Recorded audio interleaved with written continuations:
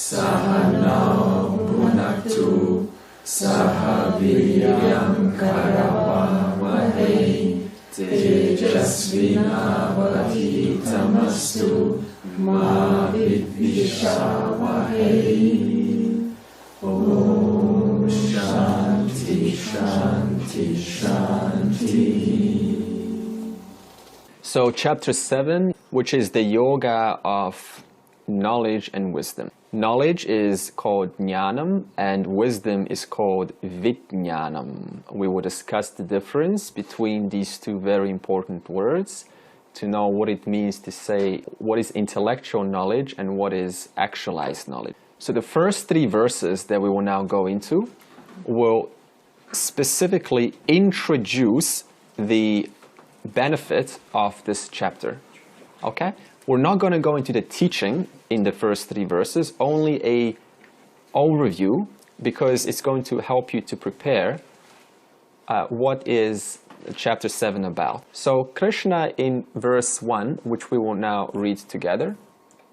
Shri Bhagavan Uvacha Maya Saktam Manaf Partha Yogam Yunjan Madashrayaha Asamshayam Samagram Mam Yathajnasya Sitachranu. Okay. Samagram Mam Yathajnasyasi. So Krishna is going to say here, if you follow my teaching, what teaching? The teaching that we're now going to embark on between chapters 7 and 12. If you follow that, the result will be jnanam. The result will be knowledge of what? Knowledge of my nature. Capital my nature. That means Ishvara's nature, Krishna's nature. In other words, you will then come to know me. When I say me, I'm talking about Krishna. I'm not talking about Andre's BMI. What this means is you will get to know or come to know Ishvara completely. That's Krishna's promise right up front in verse 1. And if you pursue this knowledge, then you will get what's called Ishvara Jnanam. In other words, knowledge of Ishvara. So this Ishvara Jnanam that I just mentioned, okay, what is Ishvara Jnanam? Yeah, the total knowledge, okay? The knowledge of everything. Knowledge of creation, knowledge of whatever you can say, knowledge of that. So this Ishvara Jnanam consists of 2 natures or 2 components. The higher nature and the lower nature.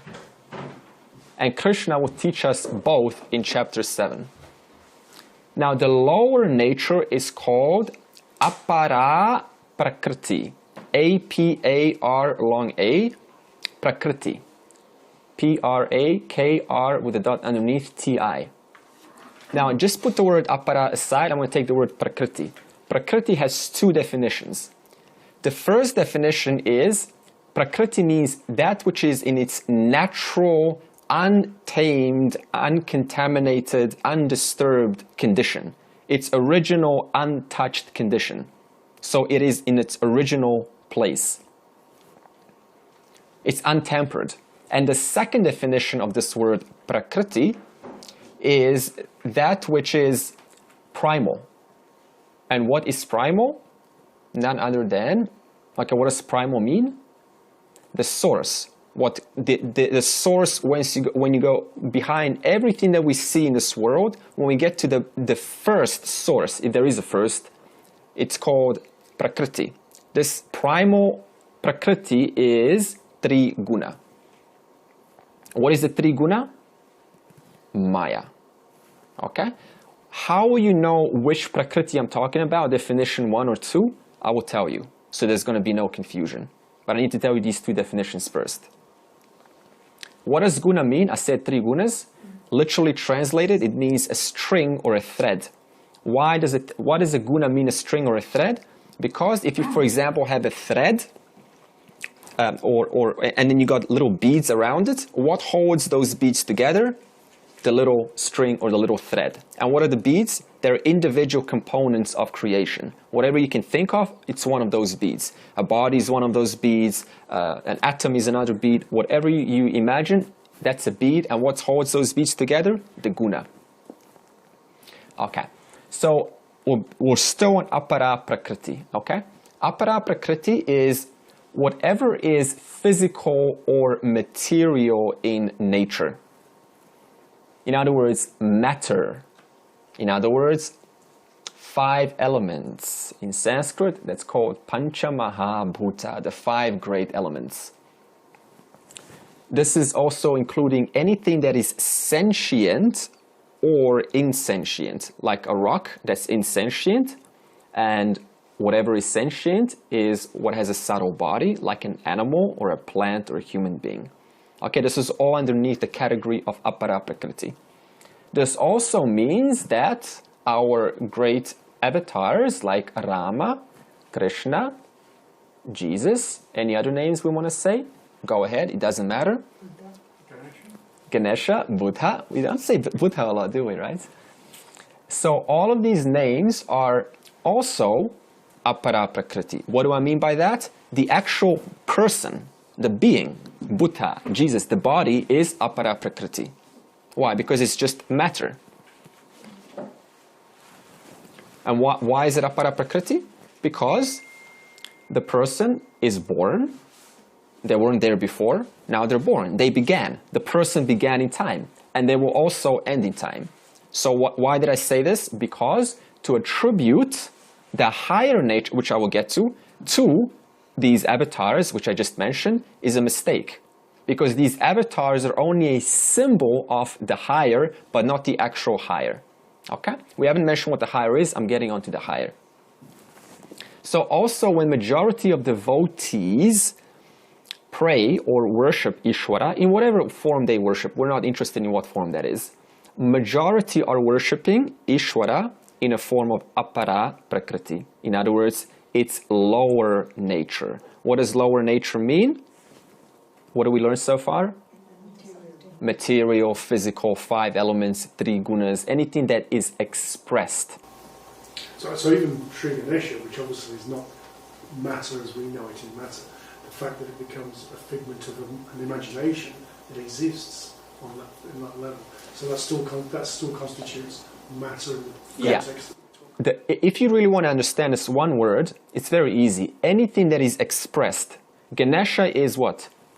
Expression. He wasn't there before. Now I need to learn about Ganesha, and now suddenly Ganesha is expressed in its beautiful limelight. Okay, so anything that comes to be, instantly apara prakriti.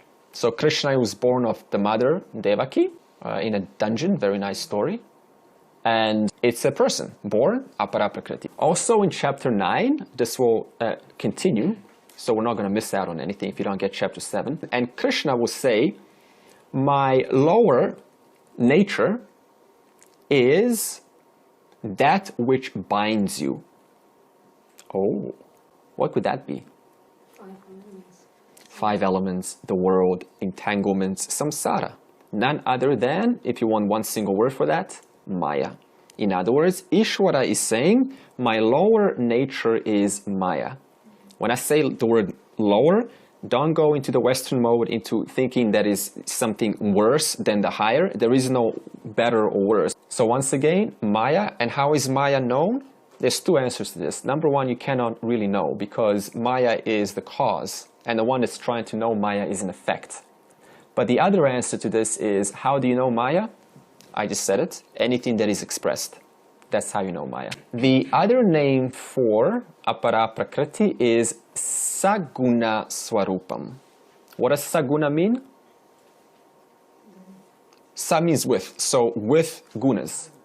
And what are gunas? That which a string. And what is a string? Holds the beads. And what are the beads? All of the components of creation. So in other words, apara prakriti equals saguna swarupam. What is swarupam?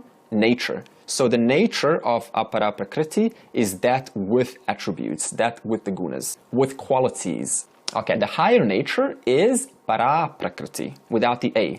P-A-R long A. Para prakriti means what is eternal, what is all-pervading, what is attributeless, that which has no qualities. It cannot be named. It's unnameable. It is formless. It is invisible. It is ungraspable. This is also called Nirguna Swarupam. In other words, it has no gunas. Can someone tell me what this would be possibly pointing to? Space. Of course, we're smart enough to know that, right? So Ishvara is speaking about so far the lower nature, apara prakriti, the higher nature, para prakriti. Also, one thing we have to understand is for a beginner, it is very hard to put focus on something that is formless. Impossible. Because the mind always wants to grasp onto some image, some word, some sound. Give me an om, give me an image, give me a deity, give me something that I can grasp. So this means that a beginner will always express worship or devotion to Ishvara. How? You already know, an experience. Like, a room, a puja, some flowers, some offering, a prayer, something that implies form. Okay, so this means to go around and think how, oh, you're wasting your time on this, that is not fair. Because remember, the mind, we all start with very gross, and we all identify with the gross level, and then we slowly, as the mind becomes more sattvic, then we're able to turn attention onto that which is formless, which is none other than yourself, Atma. Nirguna Swarupam, without the gunas, is incomprehensible, unnameable. It's formless. It cannot be described. It is only attended to after we have traveled from, as I said, saguna, nirguna. Okay, so it's a natural progress. Saguna, nirguna. Also, saguna to nirguna can be compared to dvaitam, advaitam. In other words, duality to non-duality. So this means that the non-duality is a natural traveling after having gone through duality. That means duality starts how? Me, I am apart from you. You means the Ishvara, whatever the Ishvara means at that point, and therefore I need the small devotee needs to devote to the big to gain some quality for me in order to enjoy the bigness or the glory of Ishvara, of Bhagavan. Okay? And then later, we go into Advaita. So what is this course? Advaita Vedanta, in other words, that's why I keep saying, the final stage in life. After having gone through everything, we all, no matter what tradition or background you're from, end up in Advaita, or concrete to abstract. Okay, so saguna to nirguna, Advaitam to Advaitam, concrete to abstract, natural progress that we all come to eventually. This is also why the rituals in the Vedas prescribe the whole karma kanda comes first. And then you've got the Jnana Kanda comes second. Now, of course, the Upanishads are spread all over in the Vedas, of course. But generally, the rituals come first. Why? Because every person that is born has to perform these saguna-related rituals in order to purify the mind, to make the mind more subtle, to understand the nirguna. Okay, so you can see, I'm saying this so you can see how the progress happens, that you're not here by accident. That's what I'm trying to communicate. So Krishna then says, only when you have gained both saguna swarupam and nirguna swarupam, that is apara prakriti and para prakriti, only then, in other words, of what? Infinite and finite. That's another word. Okay, so what is saguna? Finite. What is nirguna? Infinite. Only when you've gotten the infinite and the finite together, only then your Ishvara Jnanam is complete. This is very important because usually we have a split in the spiritual world. We go into meditation only, into the self only. You're just awareness, that's all you need to know. It doesn't work. Why? Because the other aspect hasn't been completed and usually produces big problems in life. In fact, I get emails like this and they always have to do with this. I've went to these gurus, it's always the same story. I've heard the stories. I've attended Vedanta for 40 years, plus minus, but none of this works. And then I ask, have you done some karma yoga?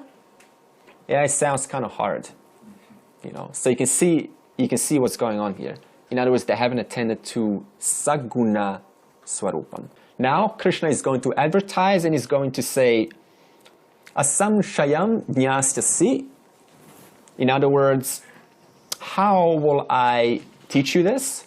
Krishna is so confident, so proficient in what he knows, that he's going to say, I will impart this knowledge, or I will transfer this knowledge to you doubtlessly, without any doubts. So that means when you hear this, there will be no doubts, Arjuna, about anything pertaining to creation.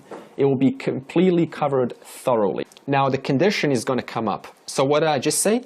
I said, how will I transfer this knowledge to you? That's what Krishna is saying to Arjuna. And the answer is, doubtlessly, thoroughly. However, now a condition is going to come up. Because you're going to say, oh, fantastic. But it's not so easy. There's a condition for this to appear. In other words, how will you receive this knowledge properly? The first word, Maya Sakta Manaha. In one simple translation, you should have a desire to know me. Me refers to Ishvara. You should have a desire to know me. Without desire, nothing's possible. Without desire, then the person is bored. If they're bored, they won't pay attention. If they're not paying attention, they're doing so because they don't think this is relevant to their life. In that case, the knowledge is not going to be assimilated nor captured in the first place. What I cannot capture, I cannot assimilate. So in other words, only if you have desire for Ishvara as your number one destination, only then this condition of imparting knowledge upon you doubtlessly will be true. Why should you have desire? Because in your experience, you know whatever you love, you want to what? Know more about. Is that not true? Whatever subject you love, you want to investigate. How do we fall in love? Okay, when we do fall in love, what happens? We want to know everything about the other person. Is that not what you recognize in your experience? Yeah, the more we spend time with them, we want to speak hours with them. We will know everything about them. So in other words, love demands knowledge. So how do we translate this into bhakti? Because chapter 7 to 12 is all about bhakti. The more I understand, or the more I recognize the glories of Ishvara, the more I want to know about Ishvara. The more I know about Ishvara, the more I have both apara prakriti and para prakriti. And only when I know both, then, what do we say earlier? Then your Ishvara, Jnanam, is complete. Krishna, again, is saying, only when your desire for Bhagavan is number one, then, or your goal is number one, then I will give you, or you will understand this knowledge. Now, objection is going to come up, if you've caught it. I'm going to say the statement, and you figure out the objection. Krishna said, your number one goal should be Bhagavan, God. What could be the objection now? If you're looking at God as outside you. Okay. No, how do I develop the desire? You can't know God? Okay. You have duties to perform in this world. I don't have time to think about it. Yeah, okay, they're all right. I'll just answer it. So Krishna said your number one goal should be Bhagavan. But what have we been saying from the beginning of last year? Your number one goal should be what? Moksha. So now an objection comes up and says a confusion. Well, what should be my goal? Should it be Bhagavan or should it be moksha? Bhagavan is moksha. So there's no difference. Yeah, all right, but it's good. In other words, there is no difference. To want Bhagavan is to want moksha. To want moksha is to want Bhagavan. Okay, so they're 100% identical. They look like two separate goals. So whenever we say your number one goal is Ishvara or Bhagavan or God, they're all synonymous words, it is as good as saying my number one goal is moksha. Well, we have to understand when you're talking about the language of spirituality, the destination for the highest is called moksha. Now that moksha, which is the highest destination, in the religious language is called or is referred to as Bhagavan, God. So this should now clear up the confusion pertaining to different religions speaking about God. We usually think, oh, they're speaking about God, but they're not talking about knowledge of the total, that I'm not apart from the total. what actually saying is exactly the same thing. So in Vedanta, we should recognize that when we say knowledge of God equals what? Knowledge of the whole. Are you apart from the whole? No. Therefore, to one moksha is to one God is to one moksha.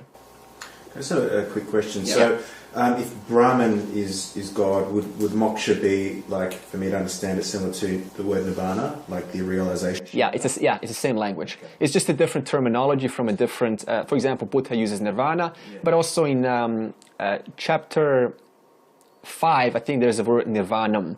Krishna's going to say nirvanam, so it's a Sanskrit word. Okay, great. Okay, so moksha, nirvana, 100% the same, and Bhagavan. Okay. To ask what is moksha is equivalent to asking what is the highest or ultimate goal or that every single human being desires. Because we said the word moksha, so we have to now speak about this moksha. So I said, what is moksha? What does it mean to say moksha? Is equivalent to asking what is the highest, absolute, ultimate goal of every single human being from any background, from any culture. Answer, every human being, and you tell me if you disagree with this. Of course, you'll have different words. Every human being wants independence. Okay, love. Total security. Unconditional security. Peace. Ananda. Freedom. Total freedom from desire, from wanting anything. Yeah, happiness. So all of these words, different terminology, but they're all one and the same words. So in other words, to say, what does it mean to say moksha, is to say what does every single person want, and what does every single person want? All of these words that we just mentioned. So, and when we say security, you know, we're talking about, no, we're not talking about 256-bit SSL HTTPS protocol to, you know, trade on the e-commerce websites so that the credit card details don't get stolen. We're talking about security of total unity. I do not need anything. I feel completely safe. And even the word feel is we'll just put that aside. Just total security. What Krishna is going to say, Bhagavan is this security. Why? Because Bhagavan is what? Infinite. And what is infinite is what? Total security. Because it is infinite, it has no ending. So therefore the security is limitless. So therefore Bhagavan is infinite, and this infinite that Bhagavan is infinite security, and this infinite security is you. There's no difference. In other words, what do we all want? Absolute total freedom and security. So what is ever secure? That which is infinite. Why? Because when we say the word infinite, it has no edges, it has no ending. So therefore, what is ever completely, limitlessly secure? That which is infinite. What is infinite? Bhagavan. Why is it infinite? Owning to the fullness of Bhagavan's limitless nature. Ananda. That's why it is infinite, and that's why it is ever secure. And that is what we all want. Isn't that strange? We're all seeking for what? Security. So that is infinite. Now, when it comes to finite, or finite security, that is what? Bound to space and time. And whatever, why is it bound to space and time? Because it is finite. And whatever is finite is what? It fluctuates. So in other words, whatever gives us finite security, do we truly feel ever secure? No. Why? Because inherently we understand it is bound to end. I've gained it, now it's bound to end. So therefore, you can see what I'm getting to. What we all want is that security which has no ending. And what is that security? Bhagavan. Why? Because Bhagavan alone is infinite. Therefore, as number one goal for God, Ishvara, is to what? Pursue infinite, permanent, total security, which is what we all want. And we cannot deny the statement. In other words, to seek finite security is the most unintelligent thing a human being endowed with a much greater intelligence can do. To constantly pander after small, secure things which end in time. Unintelligent. So we need to mature out of that process eventually. Okay, and this limitless or infinite, which is Bhagavan, is symbolized in form. In form of what? Krishna, Buddha, and so on, Rama. So in other words, the actual avatar is finite, but they're presenting us to what? They're pointing us to the infinite. So we need to make that distinction. We're not, praising these beings, we're praising what is it that they're pointing to. And what they're pointing to? The infinite Bhagavan, which you are. When I say you, I'm not saying you are Bhagavan, I'm saying your nature of infinite is. So once again, just to summarize, Bhagavan means security. And to have total security means unparalleled peace, complete independence, total freedom. And we also said the words Bhagavan and moksha are synonymous. Okay? So to want moksha is to want Bhagavan. Okay, so condition 1 now has been complete. And what is that condition? In summary, fix your mind on me, and then I will help you to gain this total knowledge. See me as the ultimate destination, and I will help you get to the ultimate destination. This is called devotion or bhakti. So now another objection is going to come up. So Krishna said, see me as the ultimate destination. So what's going to be now the natural objection? What about everything else? How can I see Bhagavan as the number one destination when I generally need to attend to my worldly pursuits? I need, to pay the bills. How does that work? Is this where you were saying earlier there's two facets? There's karma yoga, and there's also, this is like the devotional yoga, and this is what he's questioning? It's exactly the same from a different aspect. Karma yoga is more physical devotion through action. This is more through understanding, mental. Okay, so it's more subtle. Karma yoga is very physical, this is more subtle. That's why chapter 7 comes after chapter 3. So you've done your physical now, mind's pure, now you can do subtle. So again, the objection will be, what about other destinations like marriage and work? Fair question, right? Considering your number one goal should be Bhagavan, as Krishna says so. All you have to do is understand one thing. Everything other than Bhagavan is an incidental goal. What does incidental goal mean? It is secondary. That's it. It's just incidental. It needs to be attended to for the sake of keeping, life together. But do not forget that the ultimate highest is Bhagavan alone. So for example, if you fulfill any incidental goal, what is incidental goal? Any goal other than Bhagavan. You'll get peace of mind, right? Yeah, sometimes. But, that's why we're doing it. We hope to get an award. It's not guaranteed, but, it can happen. There's a high chance. If you're smart, it's very high. So I've performed an incidental goal, and I've gotten peace of mind. For example, I get married because my parents are pushing me to get married. And I finally do. And now I'm saying, I'm married. Peace, right? Well, not for long, right? Okay, but at least for a short while, right? Okay, how about this? How about the wedding day, right? That's pretty exciting. Very exciting. Yeah, right? It's very exciting. But right after the wedding, what's going to happen? Sooner or later, a new story will start, a new thread. And that story is going to arise out of what? The world.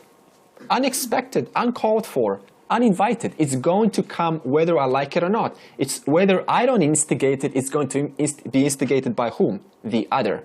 So either I call it up or she calls it up or vice versa. So this logic simply shows what? That the journey of incidental goals never ends. The moment I want the incidental goal to end, I will get a short break. When I come back, something is going to arise and I need to attend to that new storyline which has another turn of events, more people to attend to, more things to address, and so on. This never ends. So now just imagine subordinating to this incidental goal all your life. Is the person ever going to get a break from life? No, because life demands your attention. That's how life is. That's why you're alive, because you need to attend to things. So if I subordinate and if I submit myself to incidental goals, I have actually made an error. Why are you born? You're born to what? Realize the nature of who you are. And I've been given that opportunity, but I decided to attend to worldly pursuits one after the other, and I did not attend to the primary goal. Therefore, I made an error by what? Not looking into what needs to be done, what needs to be attended to. Is this more of a subtle thing, Andre? Like, do Vedantas have a culture of removing themselves from society, like monks would take robes in the Buddhist tradition or other swamis? So there is a culture of that, actually going in hermitage and things like that? There is a good question. There is, however, that depends on your personality. Not many of us want that. And even if you think about moving away, for example, from here to the busy place, then you're taking all of these memories and you're carrying it into the Himalayas or into the very peaceful place. So I have removed myself physically, but mentally I'm still in my old house, in my old friends, in my old life. And even if you think about it, if you were suitable for that personality, you will not be born in Australia or a place that is not conducive for that. You would have been born in a rather jnani-like family. We talked about this chapter 6, yoga brashtaha, born in a family that's suitable for this kind of lifestyle. Yeah. So one more thing to understand, it doesn't matter whether you go away or not. It makes no difference. Because Vedanta is already giving you the knowledge which for example, I remember someone saying to me, it was Swami Dayananda, the 3-year course that you do for Vedanta is equivalent to a 9-year course that a sadhu would do in the mountains by himself. So it shortcuts the process. Why? Because you're led. You're guided step by step. Whereas a sadhu has to attend and battle with his own inner demons, if you want to call it that. And it's very hard without a teacher. So it shortcuts your journey. But surely once you've actually realised your awareness or your identity with your awareness, won't you be utilising and choosing your incidental goals as a mechanism of supporting and maintaining that awareness, that relationship with your awareness? The relationship with awareness doesn't have to be maintained, number one. It will be established permanently. Afterwards, then you just return to your duties. Right? It's simple as that. Because if I don't return to, what is the implication of that? That means there's still a person trying to hold on that I am awareness. And I'm too busy holding on that I'm awareness, therefore I don't have time to attend to my duties. No, what I was meaning by that is that the incidental goals shouldn't be in conflict necessarily with awareness. It can't be. But as you're making those, it's karma yoga essentially, because as you're making dharmic choices for your incidental goals, it becomes a mechanism of support for your karma and for your dharma to maintain is probably the wrong word, but to exist in awareness. Okay, karma yoga would just be a stepping stone to purify the mind and to permanently recognize that I'm awareness and I cannot do anything about it to not know it anymore. So this means I could be working in a sewer and all day smelling and the knowledge doesn't go away.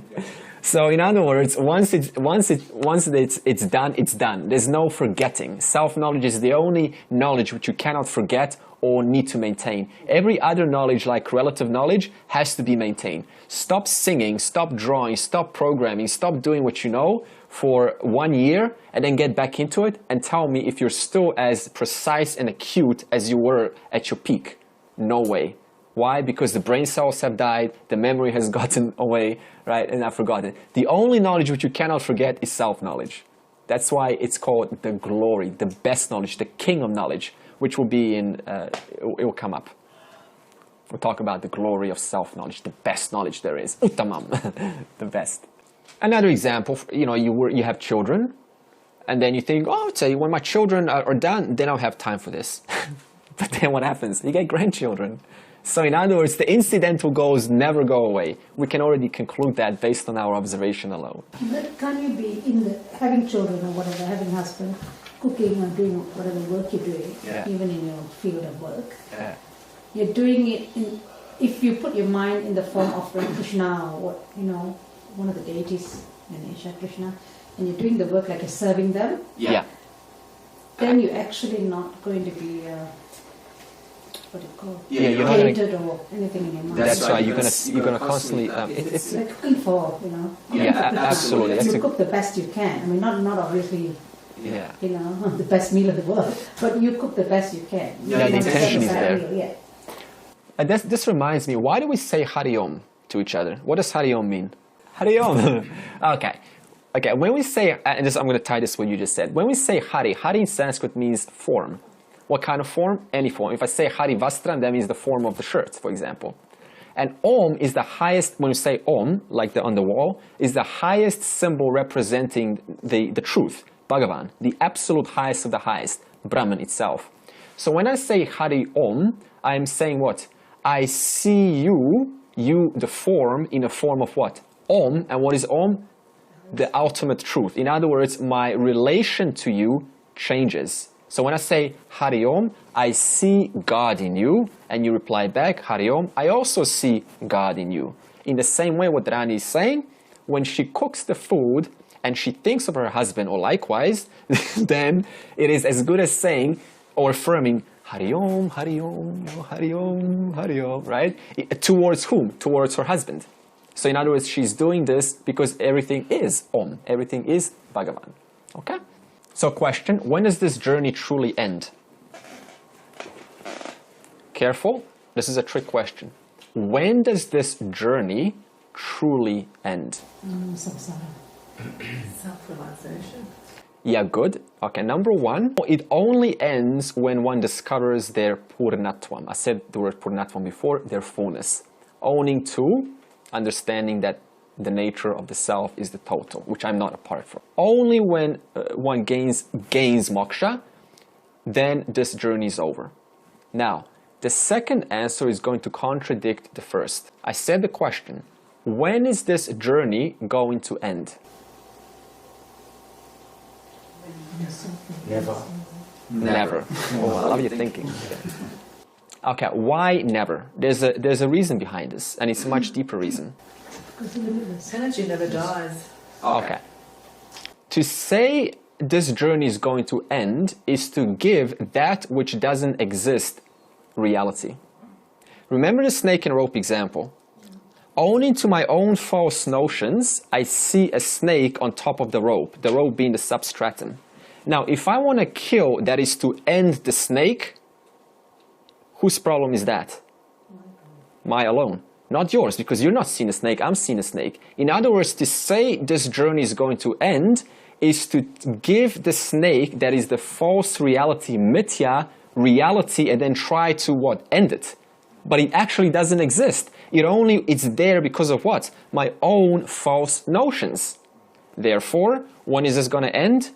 Only when I end the notion that makes me want to end things. Isn't that how the mind is? It wants to end things. Only when I end that notion that I need to end things, that's when it ends.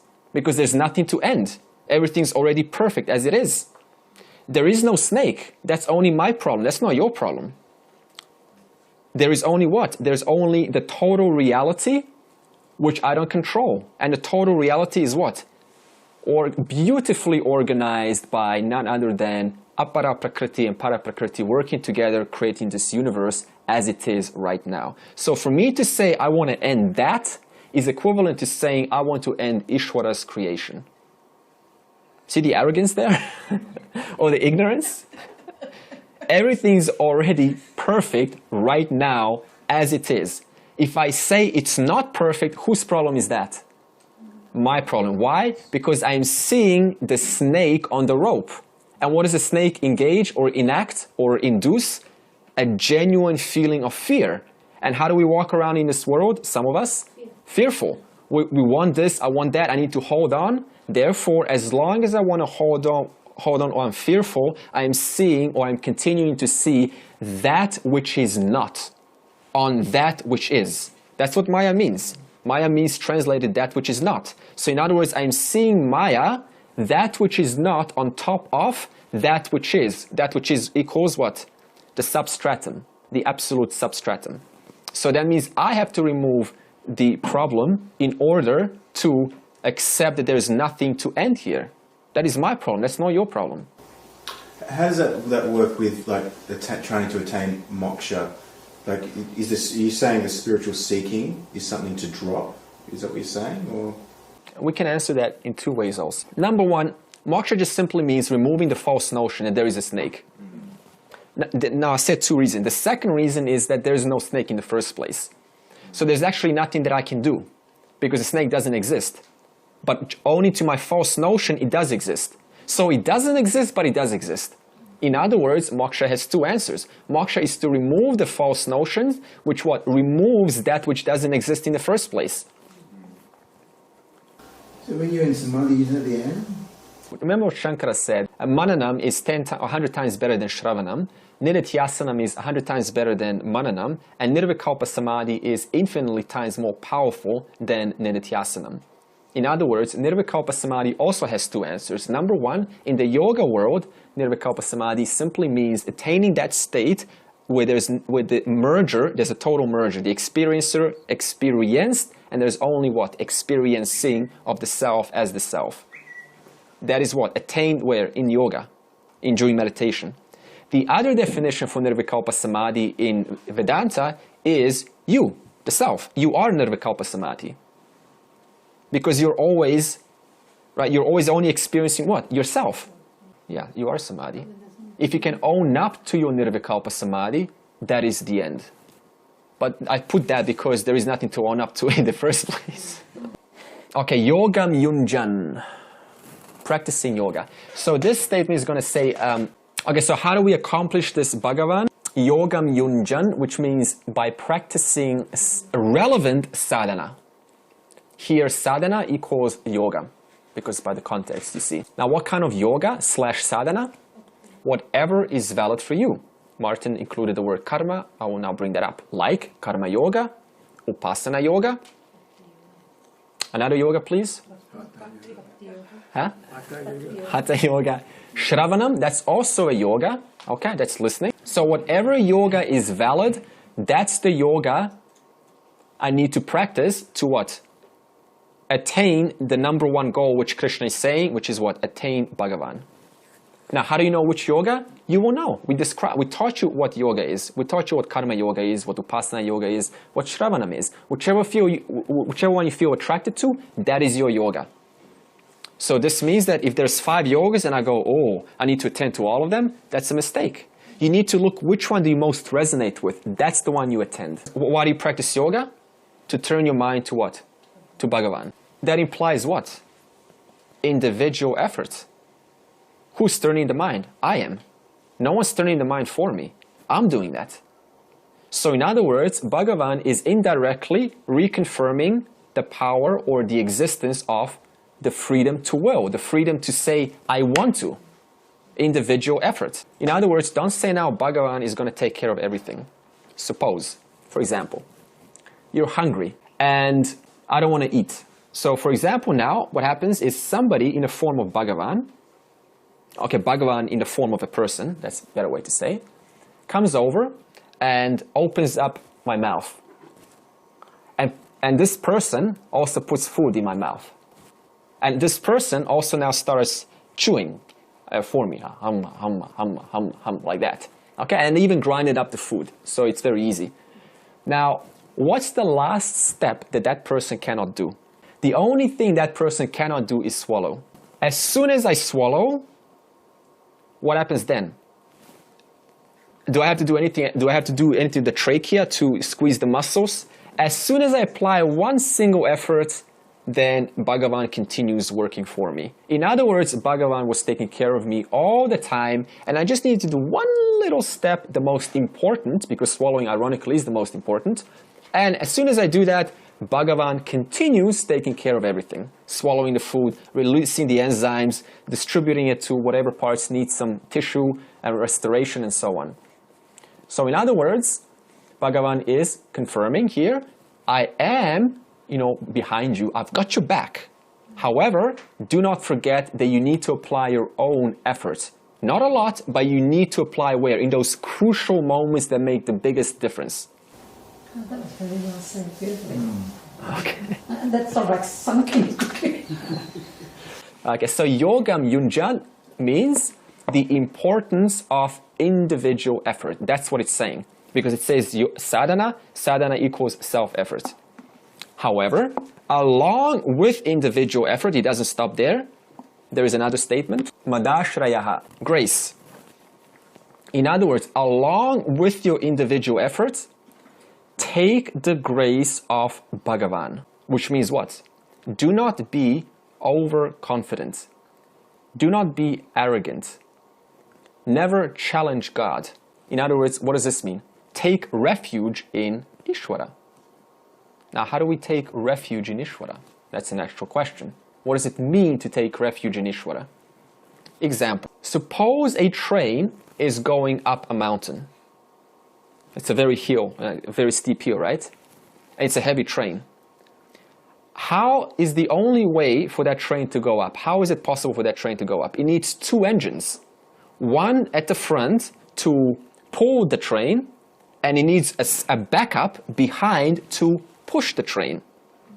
Okay, because it's going up the hill, right? It's very hard for a train. So it needs two engines, two strong engines. One on the front, one behind. And they need to work together.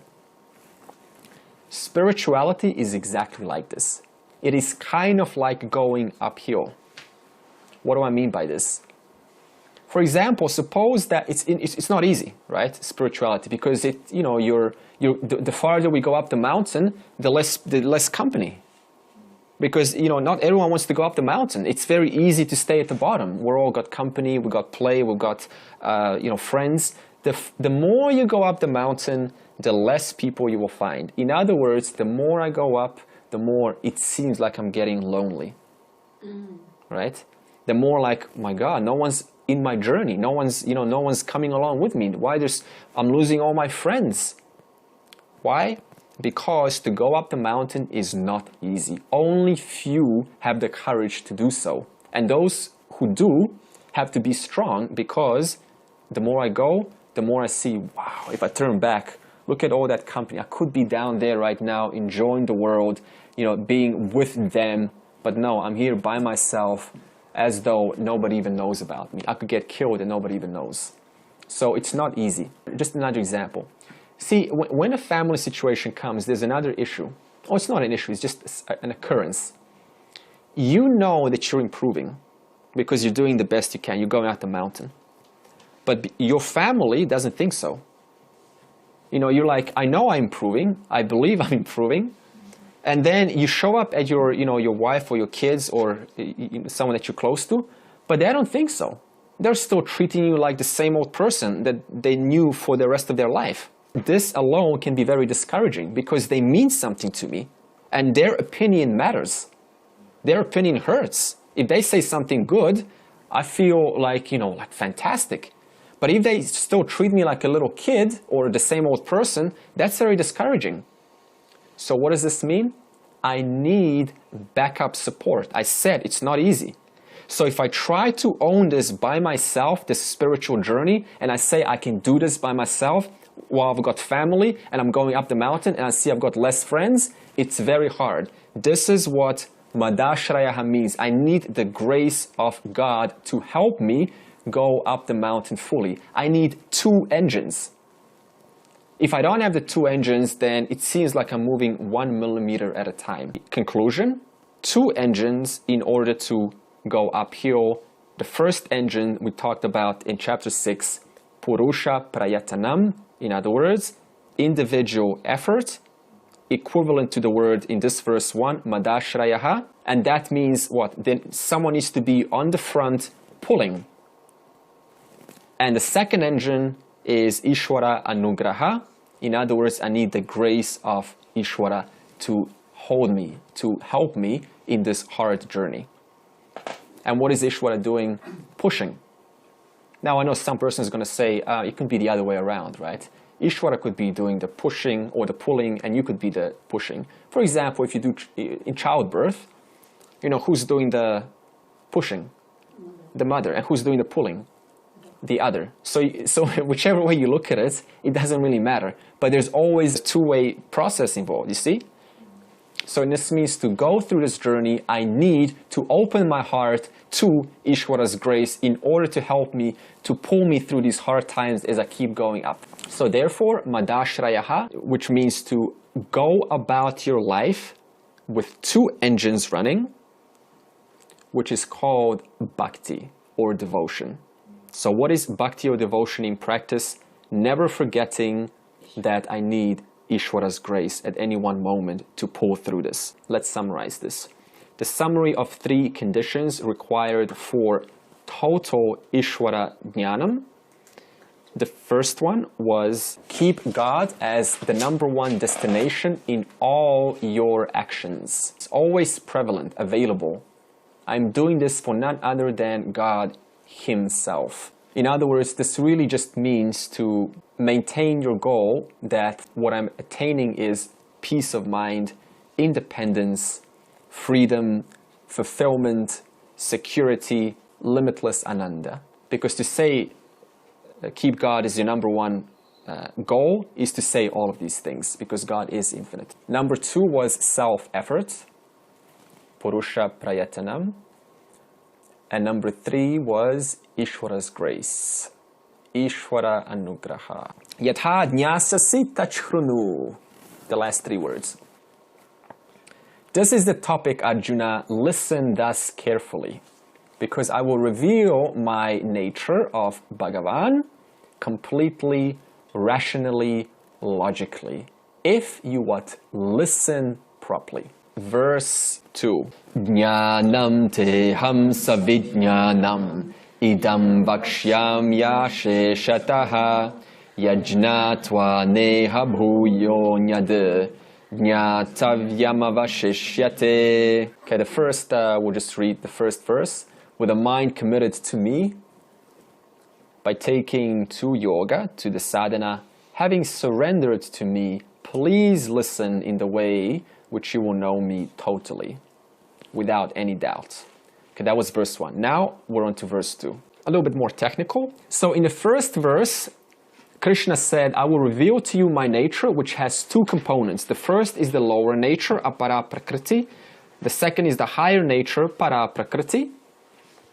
In other words, nirguna swarupam and saguna swarupam. We are clear on that. Yeah? Super. In verse 2, Krishna is now going to compare or give us a technical word. He's going to say, saguna swarupam equals jnanam. Okay, what does jnana mean? Intellectual knowledge. Paroksha jnanam equals saguna swarupam. Okay, so saguna swarupam equals jnanam equals intellectual knowledge equals paroksha equals information. What kind of information? Whatever information is known to you. Textbook information. Now let's apply this to Vedanta. What does it mean to say through jnanam the absolute truth? It means like this, or just this statement. Brahman is the final reality of all names and forms. That's called jnanam. So what did I just say? I just made an intellectual statement about a fact. I have not understood it, I just said an information. That's called jnanam. I have not ascertained it, I just said it. So at this stage, there's a difference between the devotee and Ishvara. It's still out there. I'm still making statements about Ishvara. Now the second is nirguna swarupam equals vijnanam. So nirguna equals vijnanam equals direct knowledge. That means knowledge which I have fully ascertained and cannot distinguish from myself. I am that. The other name for this is aparoksha jnanam. This is unverbalized knowledge because it's always running in the background without having to be attended to. This is what it means to say aham brahman asmi. However, warning, this statement, because this is a mahavakya that I just said, you never say aham brahman asmi. The moment you say it, you're not Brahman. All it's referring to is that one who has fully ascertained this knowledge what is running through their mind, which is actually not running, it's fully ascertained, is the statement.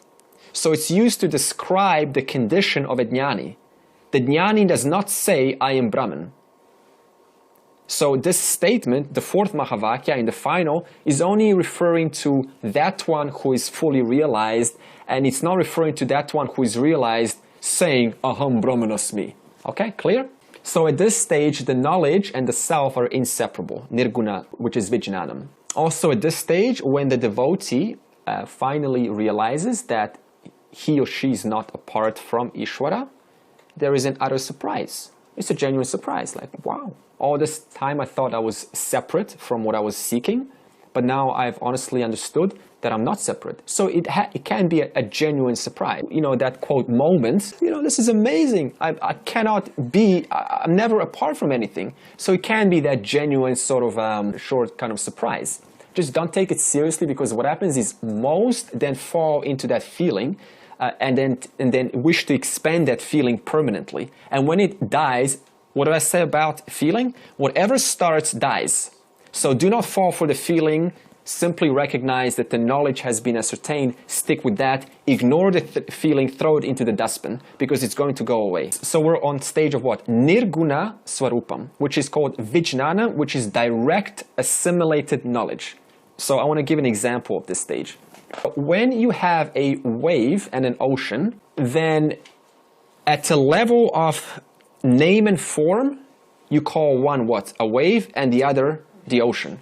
Because the ocean is called the ocean, the wave is called the wave. So at the level of name and form, there is a separation. Wave, ocean, that's all there is. It stops there. And also, not only the name is different, but also the form is different. Because the form of the wave is what? It's a wavy wave. It's a small wavy wave. But the ocean, wow, that's vast, huge. So even the form of the wave and the form of the ocean are totally different also. When I identify at the level of name and form, actually you cannot really identify form of the ocean. Do you know why? Because you can only say form to what? To that which has a dimension to it. But you cannot see the ending of the ocean, can you? So all I really just said is I still identify the ocean at the level of name, but to identify at the level of form is actually incorrect. Because the ocean exceeds my scope of where does this end. Now, at the level of name and form, there is certainly a separation. But when I understand that the essential nature of both the ocean and the wave is essentially just water, H2O, Brahman, Satchidananda, then, despite the apparent differences between the ocean and the small wave, it is essentially what? One and the same. So that knowledge, that's called Vijnanam. That realization is called Vijnanam. Like, wow, I'm not apart from the total. And when it's so solid, that's Vijnanam. Jnanam Nishta, firmly established. So Jnanam equals Dvaitam, dualistic knowledge. Which means, in summary, God and I are different. The wave is apart from the ocean. Vijnanam equals Advaitam. The essential nature of the apparent wave and the apparent ocean, which I feel like giving a name and label to, but the essential nature is one and the same. That means what? There is no two anymore. At the level of name and form, Dvaitam. At the level of the essential one nature, pervading both, Advaitam. Well, we can pose a question for Krishna and say, how will I give you this knowledge? The word is asheshataha, thoroughly, completely, without any doubt. I will give you knowledge that after knowing this knowledge, there is nothing else to know. That's the benefit of this knowledge. And this is also going to be in the last statement, yajna tvaneha bhuyo nyad jnatavyamavashishyate. In other words, what is the benefit of this knowledge? The answer is, having gained this knowledge, after having gained it, there is nothing else to gain. Having gained this knowledge, Having known this knowledge, there is nothing else to know.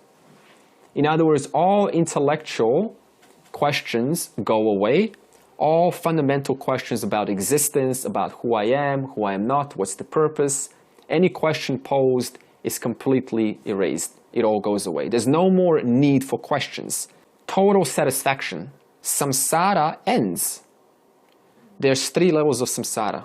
The first level of samsara, okay, why am I saying this? Because I just said, what's the benefit of this knowledge? Freedom from samsara.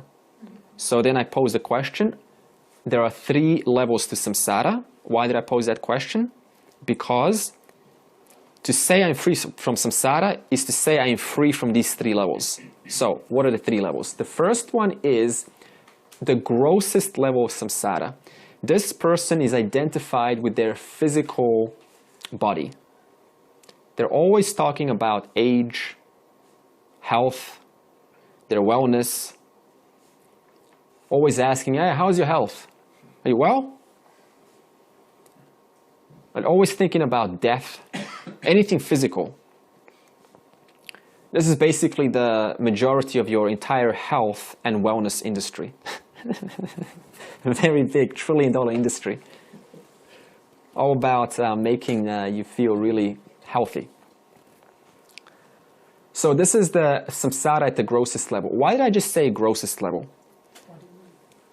Good. Go back to the panchakosha. Remember the most inner principle is what? Atman, the self. And the more we go outside, the last layer is Annamaya kosha, the grossest. So the further I go away from that which is the subtlest, means what? I am going more gross, more gross, more gross, more gross, more gross. And what is the most gross? That which is physical. And what is the most physical? The Annamaya kosha, your physical body. Therefore, to be identified with the physical body, therefore age, wellness, looks, I need abs, I need to be slim, I need to be fit. All of that implies what? Farthest away from the ultimate truth, which is the subtlest of the subtlest. So you can see how our own actions, our own behaviors actually give away at what level we're still operating. So that's the first level. The second level of samsara is a little bit more, this is a more advanced samsara, right? They say, you know, I'm well. Everything's fine. My health is okay. Everything's good. However, I feel emotional deprivation. I experience emotional deprivation when something does not fill my needs. That's when I start to get worried. That's when I start to ask from the environment something to fill my emotional needs. So they will say, for example, I'm very good. My children take care of me, but you know what? My children take care of me, but you know what? My children, what do you think they're going to say? My children, my children don't spend enough quality time with me. That's a emotional samsari talking. They don't even ask whether I'm alive or dead anymore. You know, they just take care of me, right? But you know, they're not like interested. You know, they just like, okay, here's your tea. But they don't ask me. They don't spend like connection. There's no connection with me, right? That's the word of an emotional person: connection, intimacy. Of course, intimacy on the level of the emotional. Even though they're physically present, I still don't feel connected to them. That's a samsari of an emotional nature. So what kind of needs are an example of an emotional samsari? I want compassion. I desire a sense of closeness. That's another word, right? I want companionship with someone. They just want to talk to anyone. Doesn't matter if the topic makes sense or not. I just need emotional connection. If you want to talk about garbage, I'm good enough with that. At least we're at least we're talking about garbage. At least we're emotionally connecting. That is satisfying my emotional needs of my samsara. So as long as the person is still depending on external factors for emotional satisfaction, I am a samsari. Last level, this is a higher level of samsari. Of course, we're getting from physical, emotional, what's next? Intellectual. These are slightly higher because it's more subtle now. They're not that concerned about the physical or the emotional. However, he or she is intellectual. These kinds of people are like scientists, engineers, mathematicians, architects, computer science included, NASA propulsion, AI, anything that has to do with a lot of calculation, a lot of analysis, a lot of data, a lot of research. Philosophers, they like to know everything about everything. They gotta know. They love books. All of this, intellectual samsara. They want to know questions like, how did all this come? Who was the first person who came on earth? What happens after death? How was this world created? Who's the creator of this world? Quantum physicists. This is your intellectual samsari. They love knowledge. They love information. Okay, for example, this person does not have time to talk to his wife. The wife is then going to say, okay, why? Because he does not feel the need. Because feel belongs to the second samsari. Samsari number 2. This one is not in the realm of the feel. This one's in the realm of quantification.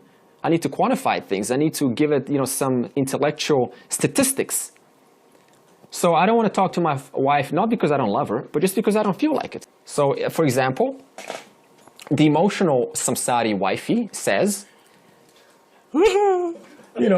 cries, right? And she says, ting, ting, the tears start falling. Don't you see my tears? You just don't spend enough quality time with me. Now, the intellectual chemistry research husband replies, I know what they are. They're called tears. They're a mixture. they're a mixture of water and salt. If it goes into your mouth, it's salty. Have you tried? Try it next time. Okay? So in other words, the intellectually identified samsarish husband is unable to resonate or connect with the emotionally deprived samsarish wife. Therefore, the husband sees what? Chemical components in the tears that he wants to put underneath the petri dish and analyze, instead of emotional factors which need to be attended to because the wife is experiencing an emotional deprivation. So you can see how these conflicts get built. They're both samsari, remember? One's not worse than the other and vice versa. They're neither. They just are still operating at a samsarish level, and it causes conflict. Or the husband can see the tears as a problem to be solved. Yeah. Therefore, buy a bunch of flowers, Yeah. fix the problem. Just got a quick question. So, like what we're discussing, sort of on the level of these samsaras, it seems like on the level of like an interpersonal level, like with that communication between the husband and wife. But with these, are we talking about like the sense of fulfillment in each of these, like the physical, the emotional, and the intellect, if it's an illusion? Yeah. Because like us here sitting now would be fulfilling the intellectual by studying the Vedas. Hatha yoga would be the body. Asanga would be an emotional resonance for people on a spiritual path. Yeah. But is it like seeking that fulfillment in something externally would be the main category of a samsara in these? Okay. See, if I don't seek, I will never arrive to the final. So we're not now saying, just because I identify with this level, I'm in samsara. No, samsara is the very cause that gets you out of samsara. If it's used right, of course. So it's not to be used now as a barometer and I've got such a long way to go. No. We all have needs. It's okay. It doesn't matter. Right? To be now hard on myself and to stop myself from operating at these 3 levels, it's not fair, because there's a person that generally wants to express their needs. When those needs subside, it will subside. That is not up to me when it subsides. I just need to keep my vision, as Krishna said, on Bhagavan, and that alone will solve the problem of moving from the physical to the emotional, finally to the intellectual, which is the highest level of samsara, and then even dropping the intellectual need of wanting to know stuff, wanting to be informed constantly. So even that gets dropped. Could you say that samsara is the platform of which to practice karma yoga? Samsara is referring to the word of someone who's caught up in their own entanglements. there is no samsara on an absolute standpoint. There is just isness of reality called vyavaharika. Samsara just means when I have desires and I suddenly give more value to an object, and that object now needs to be in my life, which is what? Either physical samsara, emotional samsara, or intellectual samsara. In other words, I took that book, which is value neutral, and I made of it something which it is not. So that means it is. At this point, it's not samsara. But when I give it value, and now I want to own it because it gives me an emotional fulfillment, an intellectual fulfillment, or a physical fulfillment, then it becomes samsara. So the samsara only refers to the level of the personal person who is making something which it is not. So Vedanta solves all these three levels at the physical, emotional, and the intellectual. It neutralizes them to a balanced, harmonious level. Because why? It answers the fundamental questions about three categories. What does Vedanta answer? Questions about what do we all want to know in life? There's only three categories. The first one is questions about, Who am I? in other words, jiva. Question about me. What is my purpose here? Why was I born? What am I doing here? Where am I going? Everyone wants to know that. The second is, how was this world created? Who created this world? How does this world operate? What are the laws holding everything together? Like, how does this all work? In other words, jagat, the world, the physical world that we experience. And the last, none other than, what created, what is the ultimate cause? Who is God? What is God? Ishvara. So in other words, Vedanta solves all these three questions, Jiva, Jagat, Ishvara, and when I solve these three questions, what happens? I reduce the hold of those three samsaras. Why? Because as long as these three questions remain unresolved, the three samsaras continue grabbing me. The jaws of the crocodile keep pulling me back into the world. So to get out of samsara equals answer the questions pertaining to Jiva, Jagat, Ishvara. Therefore, Arjuna, listen. That's the last statement. So now verse 7.3.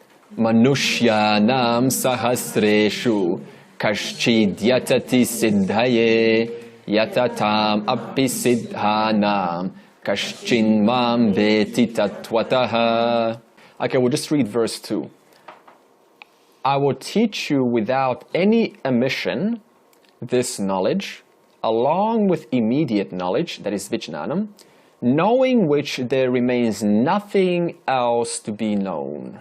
Verse 3, Krishna is going to now speak about the rarity of Ishvara Jnanam. He's going to mention how rare it actually is to be even interested in this knowledge.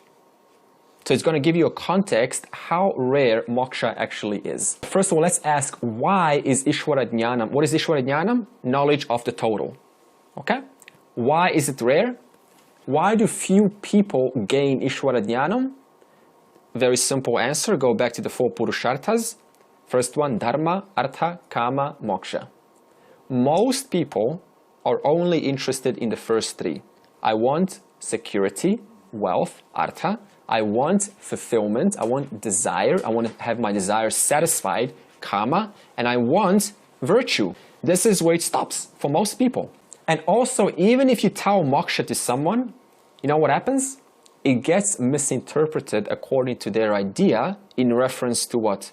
Kama, Artha, Dharma. In other words, if I tell you about moksha, what does a person do? Yeah, sure. Moksha is being really, really wise, blissful. In other words, all sorts of wrong ideas get established. Why? Because the one who is listening has not got a teacher. This is where the teacher comes in. You tell me some ideas of what moksha means in this world. End of suffering. Okay, that's true. Yeah, that's true. But now to say that it depends, what is the person referring to when they say end of suffering, right? They need to be guided through that process. Because they're what? Referring to what? Body, mind, intellect suffering. But that suffering never ends. Right, there's always, because suddenly after realization, you put a match here and there's no pain? Of course there's pain. But you need to explain this to them, right? So they think suddenly I'm totally free from the whole, sense of suffering. That means nothing bothers me anymore. That's not true.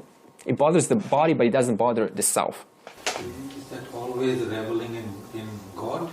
All the time the mind is in God? Doing all actions? Yeah, the mind is reflecting, due only to its purity, a pure reflection of the self, which is equivalent to saying it is reveling in God. Yeah, in the self. Few truly desire the true definition of moksha.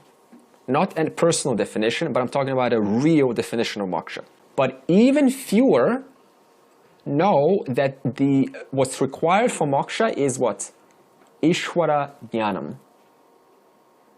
You have to be told, I need knowledge of the total. And what is chapter 7 to 12? What is Upanishads? What is Vedanta? Ishvara Jnanam. So, yes, there are people who want moksha. There are a few of them, but very few know that for moksha you need what? Ishvara Jnanam. Now, even fewer people know the proper means to Ishvara Jnanam, which is what? This is answered in chapter 4, verse 34, and it says, Guru Shastra Upadesha Shravanam. In other words, the proper means to liberation is what? I need Shravanam, which means what? Exposing my mind to the Shastra through the means of what? The Guru. Guru, Shastra, Upadesha, Shravanam. Listening to the Shastra, being guided by the Guru, by the Acharya. Very few people know this. And because they don't know this, they don't arrive to the proper means of knowledge, and therefore they don't gain Ishvara Jnanam. Therefore what? Moksha never happens. And even those who do come to Guru disinterested walk out very quickly. You know why? This is not what I expected.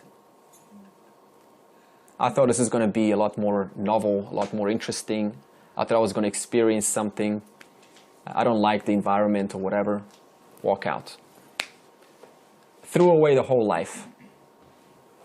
What to do? So let's do a hypothetical estimate, for example. Out of 7 billion people, we'll just say 6.5 billion are not interested in moksha. They're interested in what? Dharma, Artha, Kama.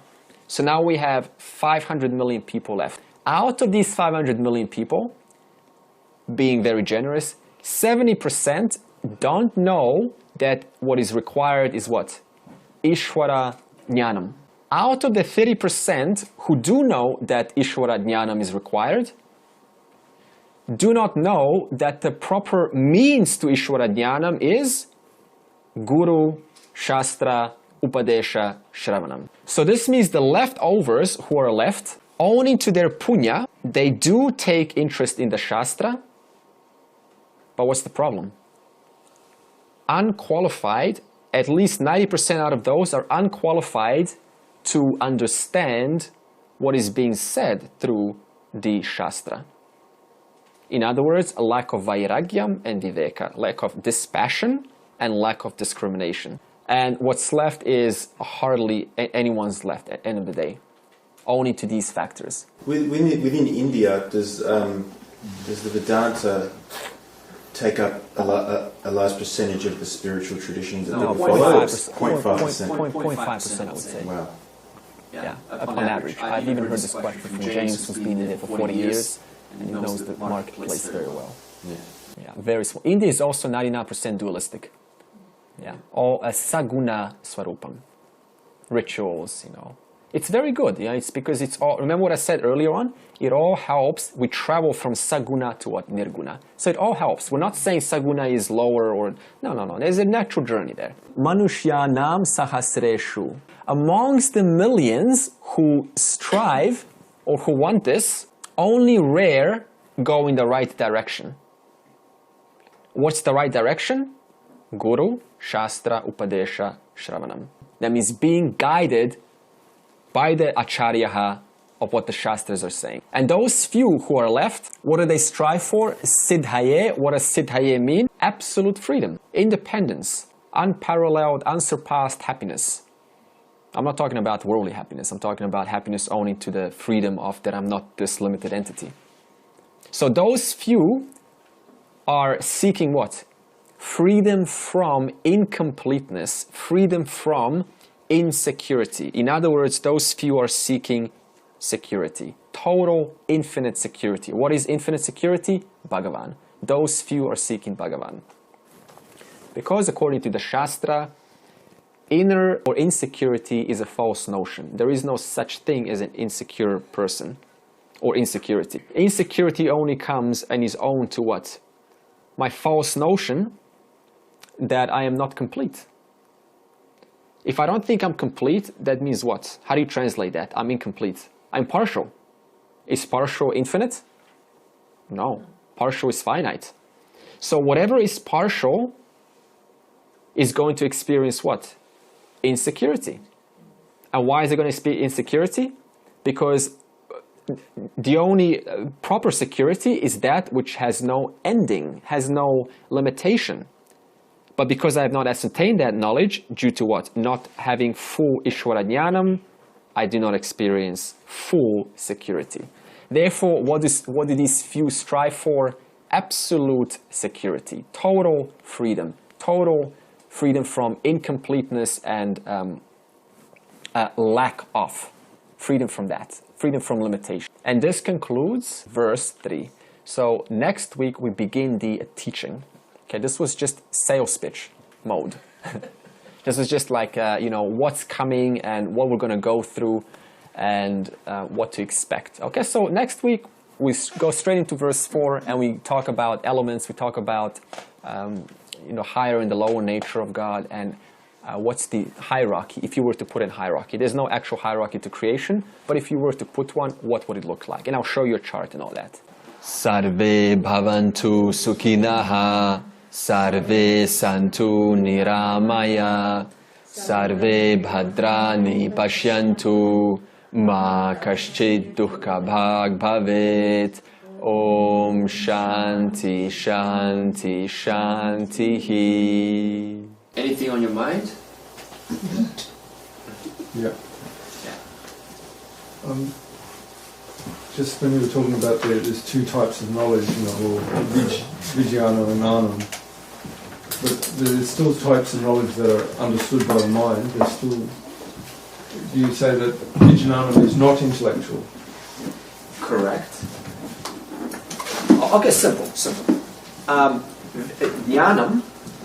So your question is about the difference between Jnanam and Vijnana. Very simple context. You don't know how to drive a car, so I give you a car driving book. You're learning how to drive. That's all called Jnanam, because you're taking it in. You put the book away. You get onto the road. After 3 months, you become automatic with the knowledge that I've read. Now it's not all automatic. I'm not thinking about road rules. I'm not trying to create formulas in my head. Who goes first? Who takes the right? Who takes priority? I'm not. It's just automatic. So Jnanam is. So it's just firm knowledge. Jnanam is just learning intellectually, hearing, shravanam. Right. Vijnanam is it's just natural. It's like, what's the big deal here? Well, I know this. I'm getting out of here. Innate knowledge. Right, innate knowledge. Yeah, it's just normal. It's just like driving a car. Right. You're not thinking about, I'm a good car driver. You're just doing it. Now, one good point you brought that up. In class, I will always say Jnanam. You notice that? If I do not say Vijnanam, then the Jnanam refers to Vijnanam. Okay? So when I say Jnanam, like I have Jnanam, like I have, or you have Jnanam, it means you have knowledge. What do I just mean when I say that? You have ascertained knowledge. I will tell you if I'm trying to use two different words, okay? So you will know. But when we bring two words together, then there is a difference. Because in Vedanta, we will always use the word Jnanam, and that will always refer to final knowledge, final ascertained knowledge. Can I just break that down a little bit? You use the example of driving a car, and you read a book, and then you go and drive the car. But usually if you read a book and go and drive the car, you're not going to be that good. But when you have an instructor teaching you, so the missing out point is a guru. Yeah. You get better at driving. I'm sorry, I'm just taking a little bit more into super the depth of it. Because by reading a book, I could never drive a car because I'm Yeah, reading no a book. way. It's a story No way. telling me what to do. But then when I go there, I'll be struggling with all the stuff. So with an instructor, it's easy to drive the car by practicing and then getting to a test and all. Yeah. She just So the guru is there. gave Without a the guru. perfect example of chapter 4, verse 34. Guru Shastra, Guru what? The instructor, Shastra is what? The driving book, Upadesha Shravanam. I'm listening to the instructor teaching me how to drive a car. Which is the only proper way to for what? Total safety on the road. Imagine being on the road with half the safety. Not a good experience. It's not complete. So the only way to be an inspiring driver and keep others also safe is what? Through total assimilation of the knowledge. How? Through the instructor.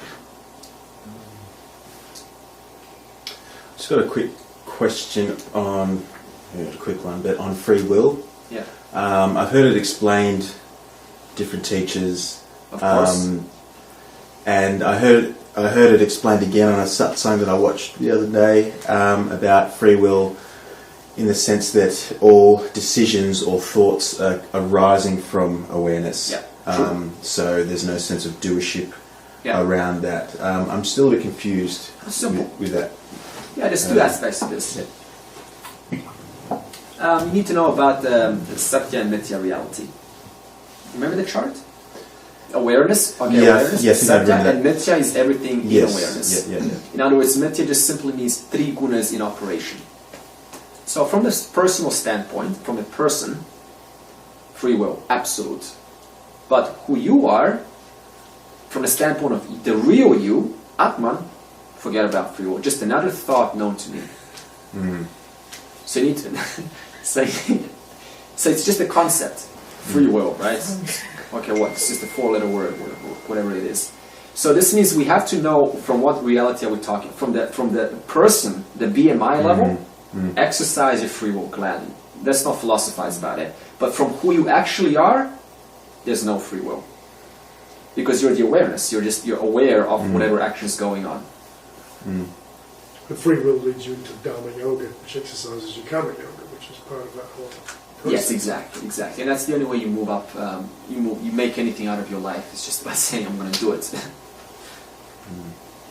Just like with the example, Bhagavan.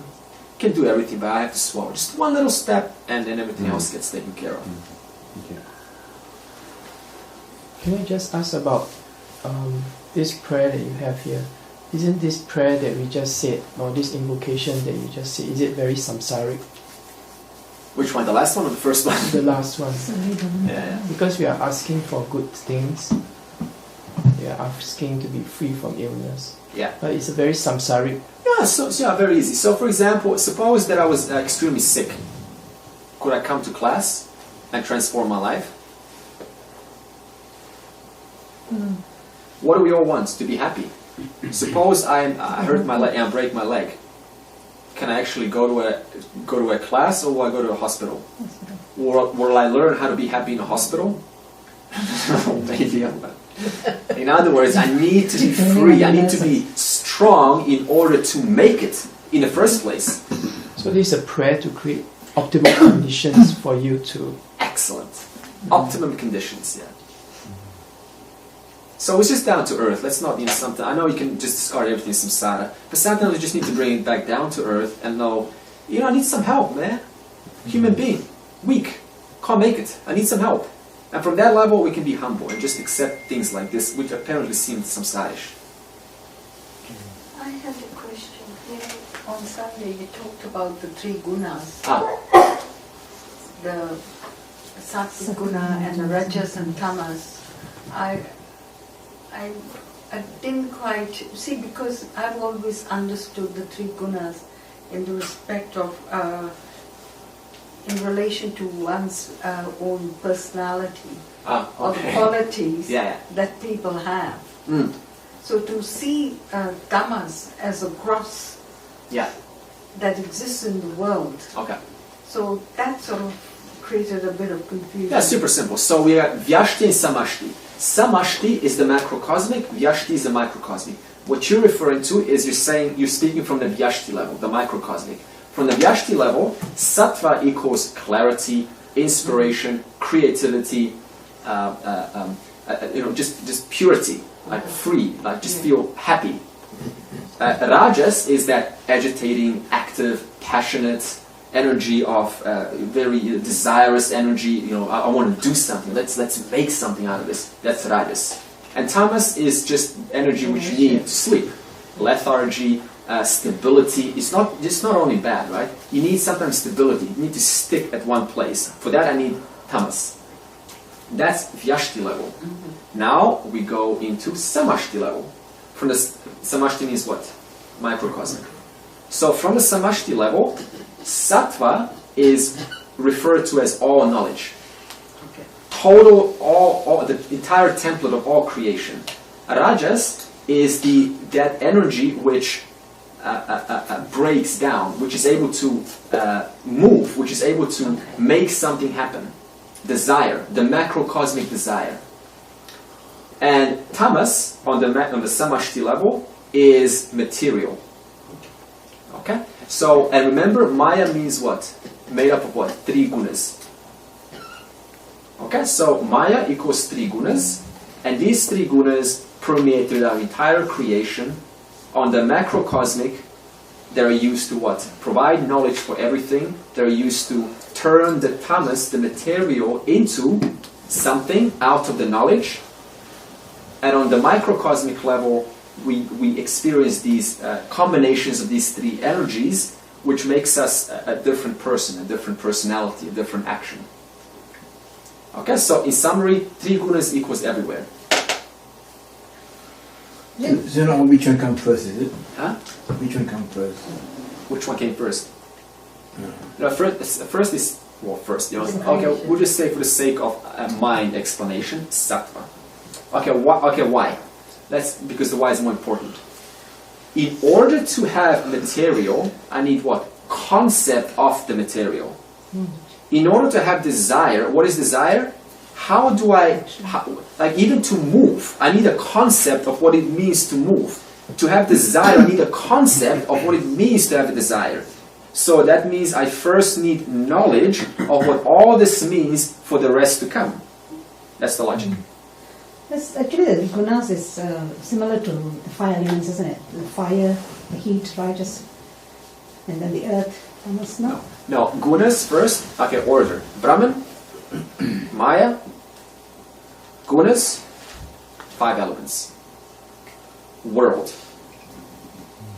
That's the order. I also liked how you talked about the gunas as threads tonight, and I was thinking of, is there some sort of string theory? Oh, good connection, right? Wow. There could be something there, huh? The only thing is the gunas cannot be perceived on the macrocosmic because they're the cause and the effect. We're the effects. So even the string theory, that's an effect of the cause. And the effect can never know the cause. It can only infer or hypothetically infer there must be some cause and then potentially sort of create a model for that. Right? But you could, I guess, because string theory relies a bit on chaos and order, chaos theory. And Rajas is where the chaos happens, like the Big Bang. Apparent chaos. It's actually, and Tamas is more the settling and the actual. It is. Yeah. I would just add it's apparent chaos. It's not actual chaos. Yeah. Because remember, there's sattva, and sattva is all knowledge.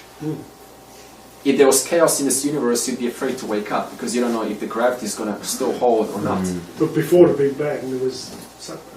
Before the Big Bang refers to the after the 3 gunas have already come into the physical, and before the 3 bang, there's just subtle 5 elements, but the gunas remain as they are. Okay, so Big Bang means what?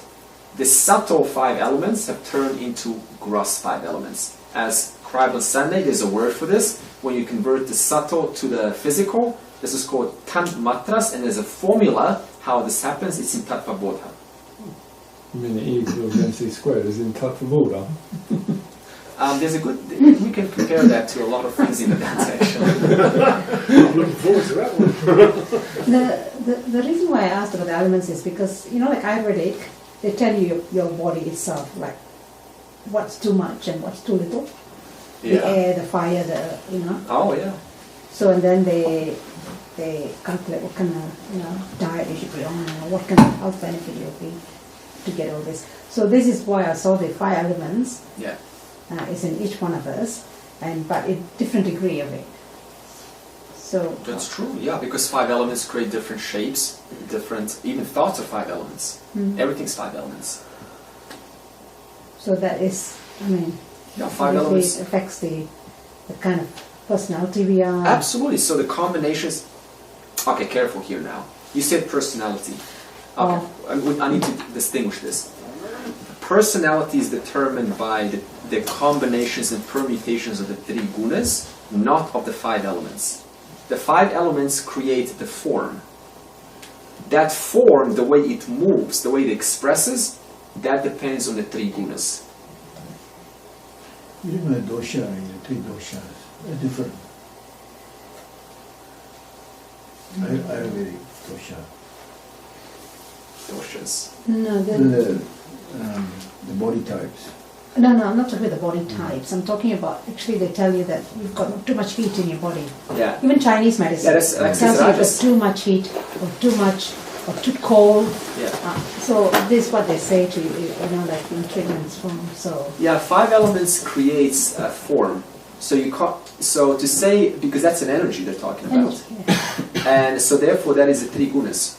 Okay. Expressed as fire, expressed as the coldness and so on. Dampness and all this. Dampness. Dampness didn't come in then.